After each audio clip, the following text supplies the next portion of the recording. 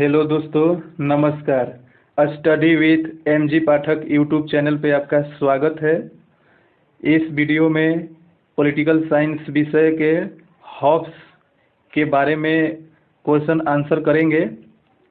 तो पहला प्रश्न हम देख लेते हैं। पहला प्रश्न है, हॉब्स की संप्रभुता की विशेषता के संदर्भ में कौन सा कथन सत्य है। बताना है कि कौन सा कथन सत्य है संप्रभुता के बारे में। हॉब्स राजनीतिक दर्शन का ऐसा विचारक है जिसके शब्द संप्रभुता जो है बहुत महत्वपूर्ण स्थान रखता है। तो संप्रभुता के बारे में देख लेते हैं कि हॉब्स की संप्रभुता कैसी थी। तो ऑप्शन ए है सर्वोच्च या निरपेक्ष या निरकुंश थी। ऑप्शन बी अविभाज्य या सीमित या सर्वव्यापी थी। या ऑप्शन सी शक्तिशाली या अद्वैय थी। या ऑप्शन डी उपरोक्त सभी। तो इस प्रश्न का सही उत्तर ऑप्शन नंबर डी होगा, उपरोक्त सभी।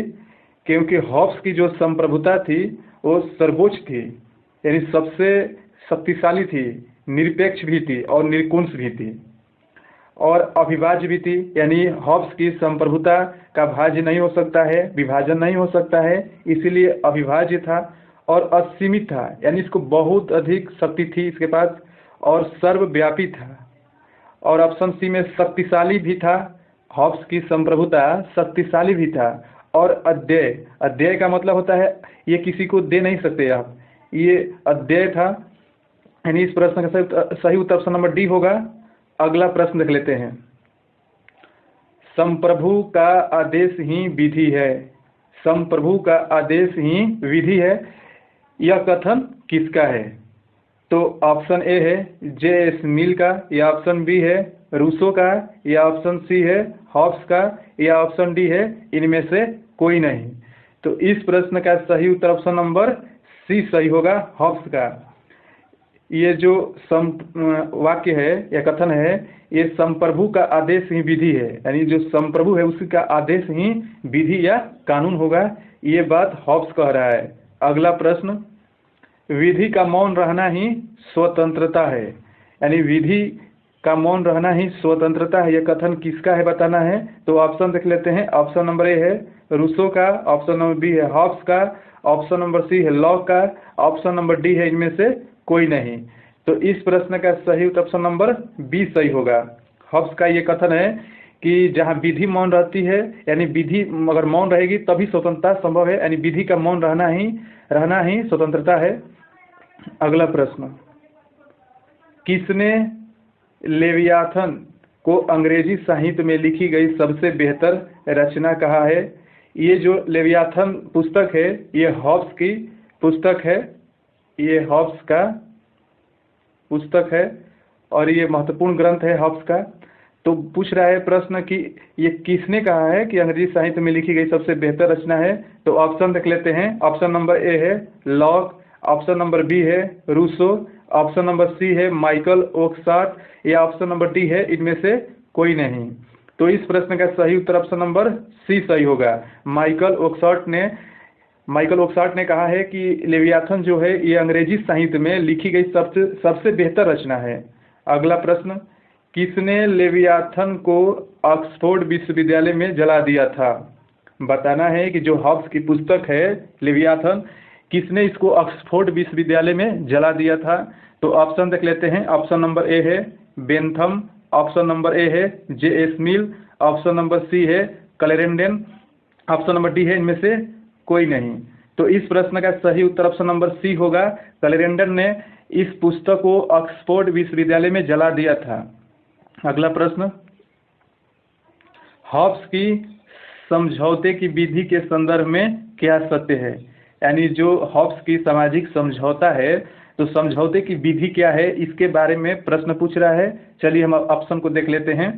ऑप्शन ए है एक ही समझौते के द्वारा राज्य, समाज, सरकार तीनों का निर्माण हुआ। तो ये सही है, क्योंकि हॉब्स के जो समझौते की विधि है उसमें एक ही समझौता हुआ है और इसी के द्वारा राज्य का, समाज का और सरकार का तीनों का निर्माण हुआ है। ऑप्शन बी देख लेते हैं।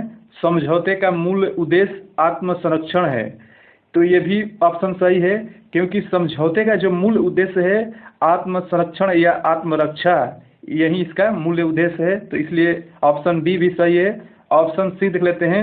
समझौता भंग होने पर व्यक्ति पुनः प्राकृतिक अवस्था में चला जाएगा, ये भी ऑप्शन सही है, क्योंकि समझौता जब भंग होगा तो व्यक्ति पुनः प्राकृतिक अवस्था में चला जाएगा, क्योंकि राज्य या समाज बनने से पहले व्यक्ति राज्य से पूर्व यानी प्राकृतिक अवस्था में था, इसलिए उसी अवस्था में चला जाएगा।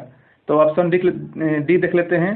समझौते के बाद व्यक्तियों के पास अधिकार नहीं रहता है, तो ये भी सही है, क्योंकि जो हॉब्स है ये कहा है कि समझौते के बाद व्यक्तियों का अधिकार नहीं रहता है, क्योंकि वो अपना अधिकार एक संप्रभु राजा या राज्य को सौंप देता है, और जो वो राजा है वही राजा अगर वो जो भी व्यक्ति को अगर अधिकार देगा तो उस अधिकार को मानना वहाँ के जो प्रजा है उनका कर्तव्य हो जाता है। इसीलिए ये ऑप्शन सही हो जाता है कि समझौते के पास व्यक्तियों के पास कोई अधिकार नहीं रहता है। लेकिन यहाँ एक बात और ध्यान देने योग्य है कि हॉब्स कहता है कि राज्य का निर्माण आत्म संरक्षण या रक्षा करने के लिए हुआ है। अगर इसमें राज्य विफल हो जाता है तो लोग क्रांति कर सकते हैं, राज्य के विरुद्ध क्रांति कर सकते हैं। इसके अलावा किसी भी चीज़ के लिए या अधिकार हो या जो भी हो उसके लिए आप क्रांति नहीं कर सकते हैं, ये हॉब्स का कहना है। अगर जो क्रांति करेगा उसको मृत्यु दंड देने का विधान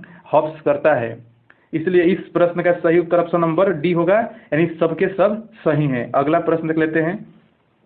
हॉब्स की सामाजिक समझौता सिद्धांत के संदर्भ में क्या सही है, यानी जो सामाजिक समझौता है उसके बारे में क्या सही है बताना है।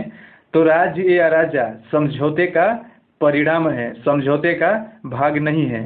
तो ये करेक्ट है, क्योंकि जो समझौता हुआ है उसमें सिर्फ लोग ही शामिल थे, उसमें राजा चाहे राज्य शामिल नहीं था। इसीलिए कह रहा है कि राज्य या राजा समझौते का परिणाम है, क्योंकि समझौता के बाद राजा या राज्य बना है, इसलिए वो समझौते का भाग नहीं है राजा या राज्य।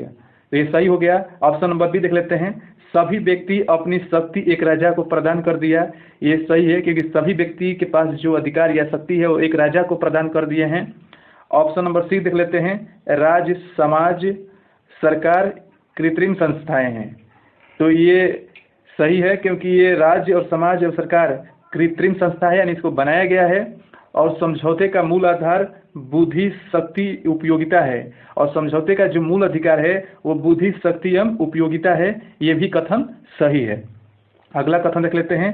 हॉब्स के सामाजिक समझौते में सहमति का सिद्धांत पाया जाता है, ये भी बिल्कुल सही है, क्योंकि हॉब्स जो सामाजिक समझौते का उल्लेख करता है उसमें लोग सहमति से अपना अधिकार, अपनी शक्ति, अपनी संप्रभुता एक व्यक्ति को सौंप देते हैं कि वो बदले में उसकी रक्षा करेगा।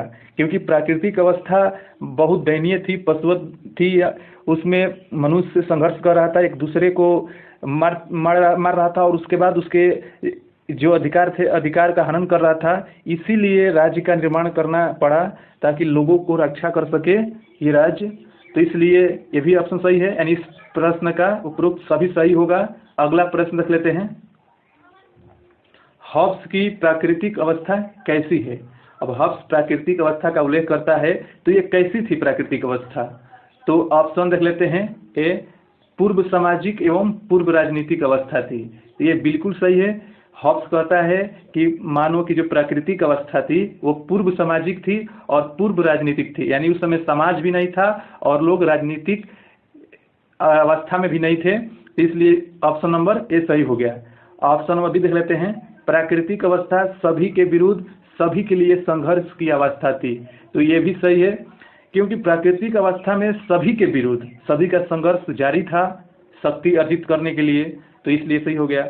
ऑप्शन नंबर सी देख लेते हैं। प्राकृतिक अवस्था में मानव जीवन जो था वो पाश्विक, क्षणिक या बर्बर था, यानी पशु के समान था। क्षणिक मतलब अल्प आयु, यानी लोग कभी भी मर सकते थे, क्योंकि जो शक्तिशाली व्यक्ति था वो मार देता था। और बर्बर था, यानी बहुत दुखद पूर्वक था, तो इसलिए ये भी सही है। और ऑप्शन नंबर डी, प्राकृतिक अवस्था में व्यक्ति के पास केवल शक्ति का अधिकार था, ये भी सही है, क्योंकि हॉब्स कहता है कि उस समय जिसके पास शक्ति थी वही बलवान होता था, इसीलिए केवल लोगों के पास शक्ति का अधिकार था, यानी शक्ति अर्जन या अर्जित करने के लिए लोग एक दूसरे से संघर्ष करते थे। तो इस प्रश्न का भी सही उत्तर ऑप्शन नंबर ई सही होगा, उपरोक्त सभी। अगला प्रश्न, हॉब्स का मानव स्वभाव के संदर्भ में क्या सही है। हॉब्स का जो मानव स्वभाव पर विचार दिए हैं उनके बारे में क्या सही है बताना है।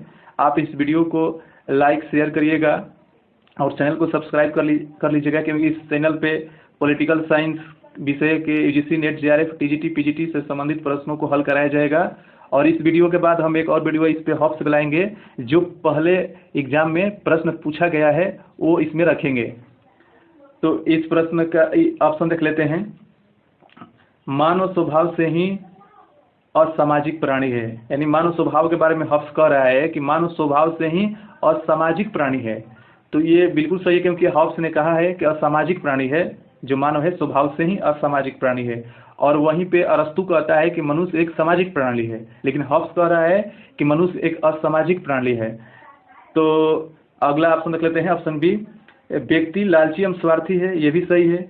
मानव का स्वभाव कैसा बता रहा है हॉब्स कि व्यक्ति लालची एवं स्वार्थी है। तो ऑप्शन देख लेते हैं, व्यक्ति यश एवं शक्ति प्राप्त करना चाहता है। ये भी सही है।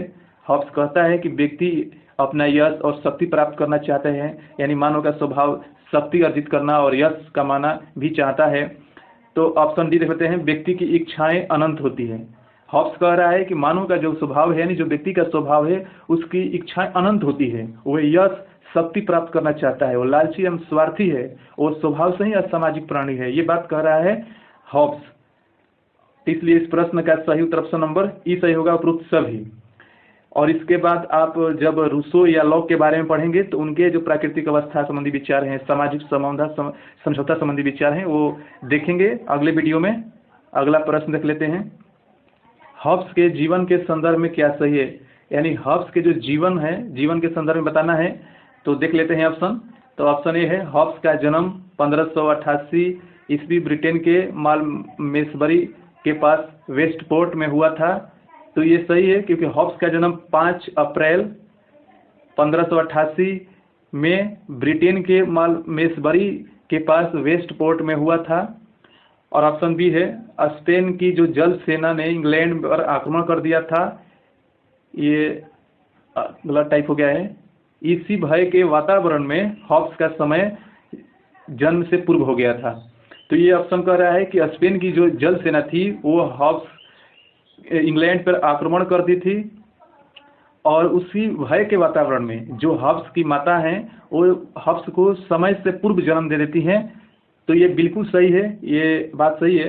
तो ऑप्शन सी देख लेते हैं, हॉब्स ने भय को अपना जुड़वा भाई कहा है।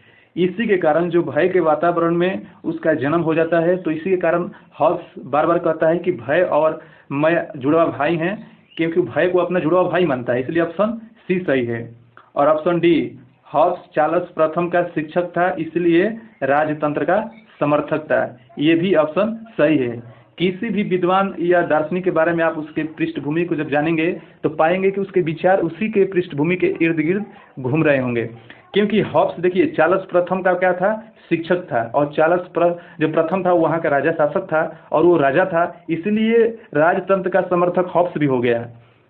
और हॉब्स जो है चर्च को भी राज्य के अधीन कर दिया, या और वो संप्रभुता को बहुत महत्वपूर्ण दिया, और इसलिए इस प्रश्न का सही उत्तर ऑप्शन नंबर ई सही होगा, उपरोक्त सभी। तो अगला प्रश्न देख लेते हैं, हॉब्स के अध्ययन पद्धति के संदर्भ में क्या सही है, यानी हॉब्स के जो अध्ययन पद्धति है उसके संदर्भ में क्या सत्य है बताना है, सत्य बताना है। तो ऑप्शन ए है, हॉब्स के अध्ययन पद्धति को वैज्ञानिक भौतिकवाद कहा जाता है। तो ये सही है, हॉब्स की जो अध्ययन पद्धति हो वो वैज्ञानिक भौतिकवाद है। और हॉब्स ऑप्शन नंबर बी है, हॉब्स की राजनीति विज्ञान का अध्ययन ज्यामिति, भौतिकी और मनोवैज्ञानिक सहायता से की है। यानी हॉब्स जो राजनीति विज्ञान का अध्ययन पद्धति उसकी है वो ज्यामिति और भौतिकी और मनोविज्ञान की सहायता से की है। तो ये भी सही है। ऑप्शन नंबर सी, इतिहास व नैतिकता का बिल्कुल प्रयोग नहीं किया है। हॉब्स ने अपने राजनीतिक दर्शन की जो विचार दिया है उसमें इतिहास और नैतिकता का बिल्कुल प्रयोग नहीं किया है, ये भी सही है। और स्कॉलेस्टिक पद्धति का जोरदार खंडन किया है ये जो हॉब्स ने, ये भी सही है, क्योंकि वहाँ पे इस पद्धति के द्वारा जो धार्मिक मान्यताएं थी, जो धार्मिक तर्क था, वो तर्क के आधार पर उसको सही या गलत इस पद्धति के द्वारा किया जा रहा था, जो कि इसका हॉब्स ने विरोध किया था। यानी इस प्रश्न का भी सही, उपरोक्त सभी सही होगा। अगला प्रश्न देख लेते हैं। हॉब्स के संदर्भ में कुछ विशेष तथ्य हैं, इसके बारे में जान लेते हैं। ज्ञान का अंत शक्ति है। डी कोरपोरे में एक पुस्तक है, डी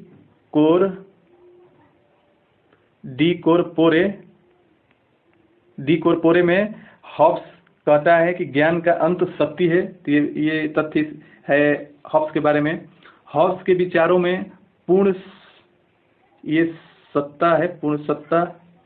जो पूर्ण सत्तावाद है वो साधन है और व्यक्तिवाद साध्य है। यानी जो हॉब्स के विचार में आप पाएंगे कि राज्य को वो साधन मान रहा है और व्यक्ति को साध्य मान रहा है। इसीलिए जो हॉब्स है वो व्यक्तिवादी विचारक है। ये बात सही है। हॉब्स ने जेम्स प्रथम का दैवीय सिद्धांत खंडन कर दिया, ये भी सही है। हॉब्स जो है पहले राज्य की जो उत्पत्ति का दैवीय सिद्धांत जेम्स प्रथम ने दिया था, उसका हॉब्स ने खंडन कर दिया। इसने कहा कि नहीं, दैवीय उत्पत्ति नहीं है राज्य का, राज्य सामाजिक समझौते से उत्पन्न हुआ है, लोगों की सहमति से उत्पन्न हुआ है और अच्छी व्यवस्था और शासन संबंधी शासन करने के लिए और अपना आत्मरक्षा करने के लिए राज्य का लोगों ने अपना विकास किया है और राज्य को निर्माण किया है। तो इसलिए इस खंडन कर दिया, तो ये सही है। और 19 प्रकार की प्राकृतिक विधि का उल्लेख हॉब्स ने किया है। अपने ग्रंथ में 19 प्रकार का प्राकृतिक विधि का उल्लेख हॉब्स करता है। और जो ऑप्शन ई है, हॉब्स एक व्यक्तिवादी विचारक था, ये बिल्कुल सही है, क्योंकि व्यक्ति को महत्व देता है। सारी व्यवस्थाएं, सिस्टम व्यक्ति की सुरक्षा, व्यक्ति की रक्षा और व्यक्ति को अच्छा उसमें विकास हो, उसके लिए बनाता है। चाहे राज्य का निर्माण करता है, चाहे शक्तिशाली शासक का निर्माण करता है, वो व्यक्ति को विकास के लिए करता है और व्यक्ति इसमें केंद्र बिंदु में रखता है अपने विचारों में, इसलिए व्यक्तिवादी विचारक कहा जाता है हॉब्स को। अगला प्रश्न देख लेते हैं। हॉब्स के चिंतन का मूल आधार क्या है? ये पूछ रहा है कि जो मूल आधार है वो चिंतन का आधार क्या है हॉब्स के। तो ऑप्शन ए है संप्रभु एवं उसकी शक्ति, ऑप्शन बी है निर्कुंश एवं सर्वोच्च प्रभुसत्ता, या ऑप्शन सी है व्यक्ति एवं उसकी सुरक्षा, या ऑप्शन डी है साध्य तथा साधन। तो इस प्रश्न का ऑप्शन नंबर सी सही होगा, व्यक्ति एवं सुरक्षा। जो हॉब्स का चिंतन का मूल आधार है तो वो व्यक्ति एवं उसकी सुरक्षा है। व्यक्ति एवं सुरक्षा के लिए वो ये सारे व्यवस्थाओं का निर्माण करता है और ये सुरक्षा हॉब्स का इसलिए इम्पोर्टेंट हो जाता है क्योंकि वो व्यक्ति हॉब्स खुद भय के वातावरण से ग्रसित था, इसलिए सुरक्षा उसके दर्शन में एक इम्पोर्टेंट शब्द हो जाता है। और इस सुरक्षा एक शक्तिशाली राजा ही कर सकता है, इसलिए संप्रभुता को अध्यय अविभाज्य बना दिया, यानी उसका भाज्य नहीं किया जा सकता है, सर्वोच्च है, निर्कुंश है बना दिया। यानी हॉब्स कहता है कि राजा का आदेश ही कानून है और राजा जो अधिकार सौंपेगा प्रजा को, वही अधिकार सिर्फ प्रजा को मिलेगा। अपने से कोई अधिकार नहीं मांग सकते हैं जो प्रजा हैं। तो इस वीडियो का लास्ट प्रश्न था ये, ऑप्शन नंबर सी इसका सही होगा। आप वीडियो को लाइक एवं शेयर करिएगा और चैनल को सब्सक्राइब करिएगा। अगला प्रश्न जो विभिन्न परीक्षाओं में पूछे गए हॉब्स से प्रश्न उसको लाएंगे। धन्यवाद।